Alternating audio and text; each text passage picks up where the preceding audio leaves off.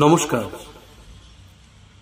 আমি আজ সংক্ষিপ্তভাবে কিছু কথা বলতে চাই লোকনৃত্য চর্চার গুরুত্ব বা তাৎপর্য সম্পর্কে।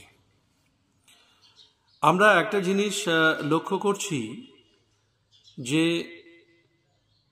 শুধু উত্তরবঙ্গ নয় বা শুধু রাজবংশী সমাজ নয়, বিশ্বের যে কোনো প্রান্তে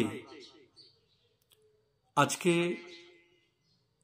বিভিন্ন জনগোষ্ঠী তাদের নিজ নিজ লোক সংস্কৃতি বা নিজের যে সংস্কৃতি সেই সংস্কৃতিকে তুলে ধরার জন্য সচেষ্ট হয়েছেন। এটা খুবই ভালো লক্ষণ এবং এটা অভিপ্রেত, এটাই আমরা কামনা করি, এটাই আমাদের আকাঙ্ক্ষা। কেননা রাষ্ট্রসংঘের প্রেসিডেন্ট জেনারেল যখন কফি আন্নান ছিলেন, সেই সময় তিনি বলেছিলেন যে সভ্য মানুষ হিসেবে, সিভিলাইজড ম্যান হিসেবে আমাদের উচিত একটি পাখির যে ভাষা, সে ভাষাটাও যাতে নষ্ট না হয়ে যায়, বিলুপ্ত না হয়ে যায়, সেটাও আমাদের রক্ষা করতে হবে। খুব তাৎপর্যপূর্ণ কথা, কেননা পাখির ডাক থেকে কিন্তু আমরা নিজের নিজের ভাষায় সেই ভাষাটাকে আমরা অনুকরণ করে আমাদের মতো করে তার একটা ল্যাঙ্গুয়েজ আমরা দেই, আমাদের ল্যাঙ্গুয়েজ প্যাটার্ন অনুযায়ী। যেমন ঘুঘুর ডাককে আমরা বলি ঘুঘুর দুক, ঘুঘুর দুক, অর্থাৎ ঘুঘুর ডাকটা অনুকরণ করে আমরা আমাদের ভাষায় তার একটা প্যাটার্ন দেই এবং সেই প্যাটার্নটা পরম্পরাগতভাবে কিন্তু চলতে থাকে।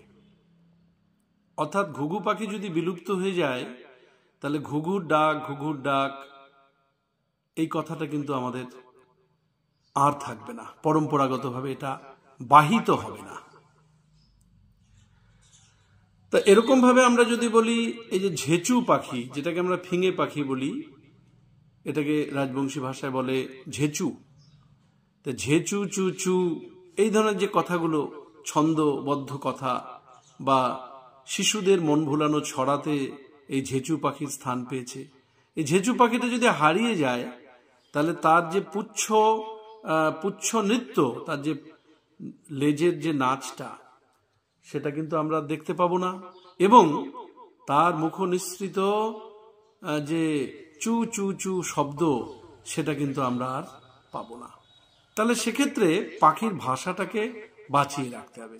তেমনি লোকনৃত্য, এই লোকনৃত্যকে বাঁচিয়ে রাখতে হবে, কেননা একটা লোকনৃত্যের যে ধারা, এই ধারার মধ্য থেকে সেই জনগোষ্ঠীর জীবনযাপন, সেই জনগোষ্ঠীর সংস্কৃতি, সেই জনগোষ্ঠীর সামাজিক অবস্থান, সেই জনগোষ্ঠীর আর্থ সামাজিক কার্যকলাপ এবং সেই জনগোষ্ঠীর ঈশ্বর ভাবনা, দেব দেবী কেন্দ্রিক চিন্তা এবং তাদের ভক্তি ভাব, সমস্ত কিছুর প্রতিফলন আমরা পাই লোকনৃত্যের মধ্য দিয়ে।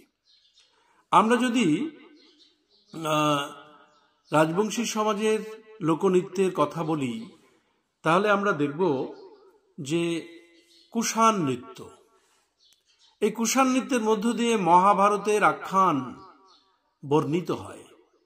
লব এবং কুশ, এই যে লব এবং কুশের জীবনধারা বা তাদের নিয়ে এই কুষাণ গান, এবং এই কুষাণ গান পরিবেশিত হওয়ার সাথে সাথে তার সঙ্গে সঙ্গে যে নাচ, সেটা আমাদের বিনোদন তো অবশ্যই একটা আমাদের আনন্দ দান করে, কিন্তু পাশাপাশি আমরা রামায়ণের কাহিনীটা জানতে পারি।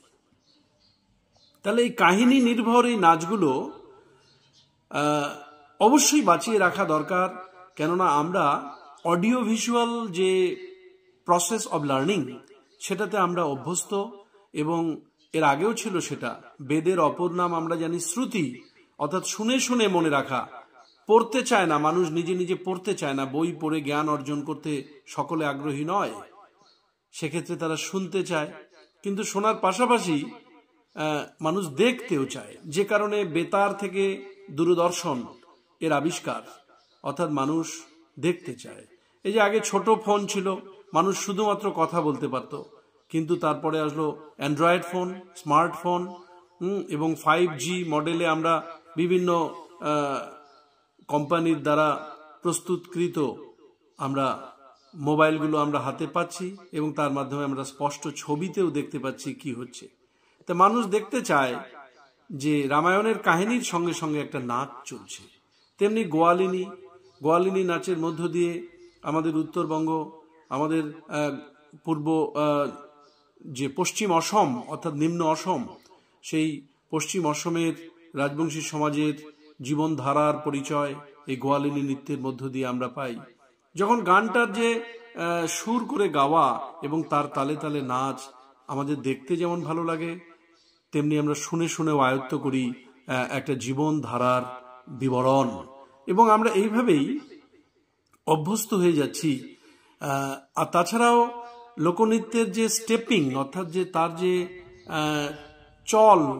চলাচল, যে মঞ্চের মধ্যে বা নাচের জায়গায় প্রেক্ষাঙ্গনের মধ্যে যেখানে তারা নাচ করছে, তার যে স্টেপিংটা, অর্থাৎ কিভাবে পাগুলো ফেলছে নৃত্যের তালে তালে, বা হাত কিভাবে নাড়াচ্ছে, মুখবয়বের কিভাবে অঙ্গভঙ্গিগুলো করছে, চোখের কিভাবে দৃষ্টিপাত করছে, এই সবগুলোর মধ্যে কিন্তু একটা নৃতাত্ত্বিক বৈশিষ্ট্যের আমরা পরিচয় পাই, এবং এই নৃতাত্ত্বিক বৈশিষ্ট্যগুলো আমাদের গবেষকদের ক্ষেত্রে বিশেষত অত্যন্ত উপযোগী, এবং এইভাবে এই ধারাগুলো থেকে আমরা জনগোষ্ঠীকে চিহ্নিত করতে পারি।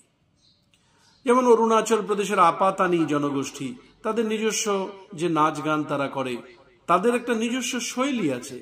কিংবা আমরা যদি রিয়াং ত্রিপুরার, তাদের যদি আমরা নাচগুলো দেখি, ত্রিপুরার যে 11টা ট্রাইব, তাদের যে বিভিন্ন নাচের ভঙ্গিগুলো আমরা দেখি, তাহলে দেখব পার্টিকুলারাইজ করতে পারবে যারা বিশেষজ্ঞ, তারা দেখেই বলতে পারবে এটা ত্রিপুরার ঢঙে সে নাচছে। যেমন ওড়িশি নাচ, একটা নিজস্ব ঘরানা, ওড়িশি নাচ নিজস্ব ঘরানায় চলছে, নাচটা দেখলেই বোঝা যাবে এটা ওড়িশি নাচ।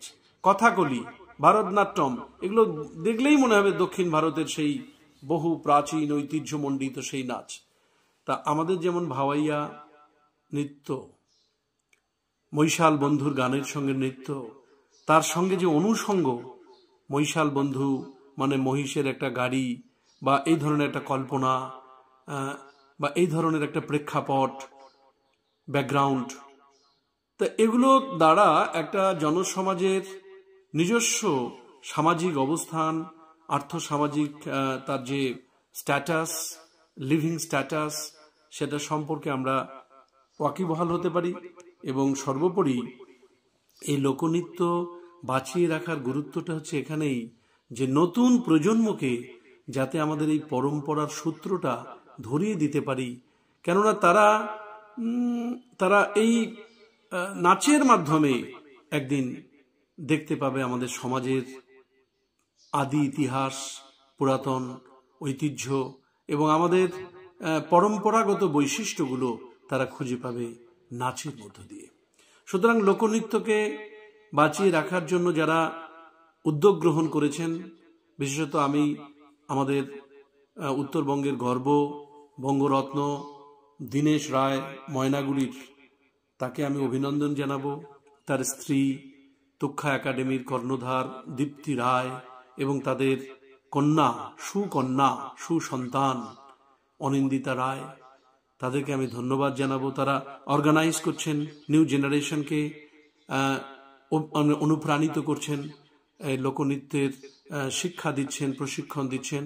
এবং এছাড়াও আমাদের পুনম রায় এবং আমাদের জলপাইগুড়ি থেকে ক্যামেলিয়া রয় এবং আরও আমাদের নাচ রাজবংশী নাচ বলে একটি অর্গানাইজেশন করে প্রাতিষ্ঠানিকভাবে এই লোকনৃত্যকে উৎসাহিত করছেন আমাদের বাগডোগরা এলাকার, গোসাইপুর এলাকার নীরেন রায়। তাদের প্রত্যেককে আমি ধন্যবাদ জানাই। এই লোকনৃত্যের ধারা, এই পরম্পরা তারা বাঁচিয়ে রাখুন। এবং লোকনৃত্যের ধারা বাঁচিয়ে রাখার উদ্দেশ্য হচ্ছে একটি জাতির, একটি জনগোষ্ঠীর ইতিহাসকে বাঁচিয়ে রাখা, ঐতিহ্যকে বাঁচিয়ে রাখা, লোক সংস্কৃতিকে বা নিজস্ব সংস্কৃতিকে বাঁচিয়ে রাখা। অনেক অনেক ধন্যবাদ। আমি নতুন প্রজন্মের কাছে আহ্বান রাখব যে প্রত্যেকে যেন আমরা লোকনৃত্যের প্রতি আকৃষ্ট হই। এই লোকনৃত্যের মধ্য দিয়েই আমরা আমাদের জীবন, সমাজ এবং আমাদের নতুন প্রজন্মের কাছে যে আমাদের দায়বদ্ধতা, সেটা আমরা স্বীকার করতে পারি। আমি প্রত্যেককেই আরো একবার ধন্যবাদ জানাচ্ছি। নমস্কার।